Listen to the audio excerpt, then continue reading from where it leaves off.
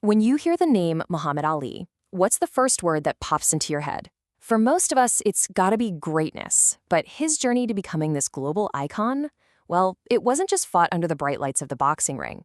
We're about to get into the battles that truly defined him. And look, his speed, his power, his charisma, it all made him a legend inside the ropes, no doubt about it. But his most defining, most punishing, and honestly, his most important battles were fought for his principles, in courtrooms and in the court of public opinion. So what was the real price of being the greatest? Well, it cost him his title, his career, and very nearly his freedom. And he gave it all up right at the absolute peak of his powers. To really understand that sacrifice, you first have to get a feel for the phenomenon he was. This was a young guy who didn't just win, he had this electrifying confidence the world had just never seen before.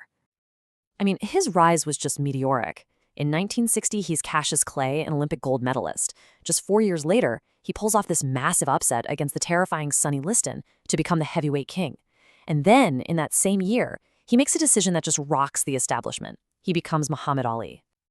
And this picture, it captures his personality perfectly. He was not your quiet, humble champion. No way. He was loud. He was poetic. He was a bragger. He called himself the greatest long before anybody else did, and that defiant spirit, well, it both captivated and polarized America. Okay, so now we get to the moment his two worlds collide. This is where the heavyweight champion of the world comes face to face with the United States government. And this was a fight with no rounds, no ropes, and no referee. By 1966, Ali's draft status was reclassified, making him eligible. So at the peak of his fame, with the Vietnam War raging, his number gets called. The U.S. Army wanted its most famous athlete. His response became one of the most famous quotes of the entire decade. He refused to serve.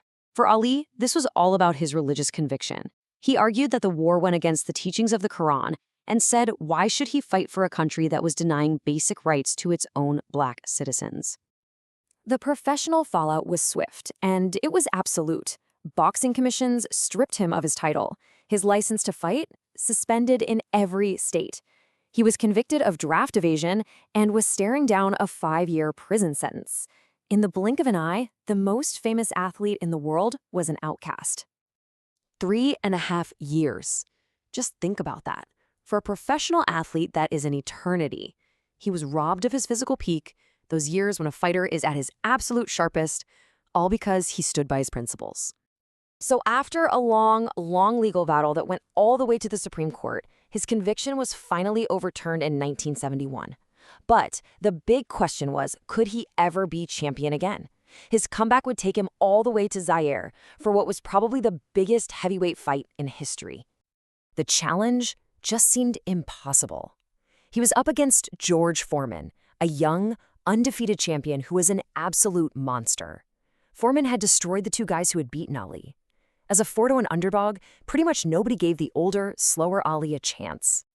So what does Ali do? He invents a strategy born of pure genius and just unbelievable risk, the rope-a-dope.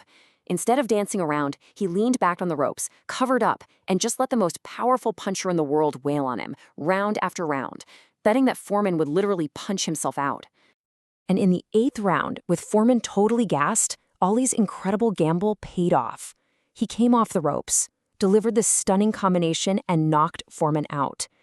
Against all the odds, he had done the impossible. He was the champion of the world. Again. Now, reclaiming that belt cemented his boxing legend, for sure.